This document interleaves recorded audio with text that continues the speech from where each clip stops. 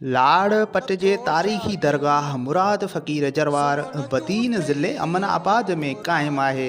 दरगाह मुराद फ़क़ीर सिंध जे औलियान वली अल्लाह जे बुज़ुर्गनि मां पाण हिकु वॾो वली थी गुज़रियो, जेको इंडिया में रिहाइश पज़ीर हो।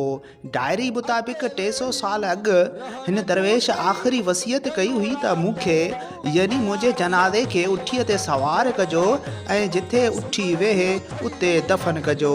चयो इहो बि वेंदो आहे त जॾहिं वली अल्लाह मुराद फ़क़ीर इंतकाल करे विया त वारिस उठ ते जनाज़ो सवार करे सिंध तरफ़ अची रहिया हुआ त उन्हनि सफ़र में उनखे राति पइजी वई ऐं भरिसां उठ खे वेहारे हुननि सोचियो त मैयत खे हिते दफ़न कयूं।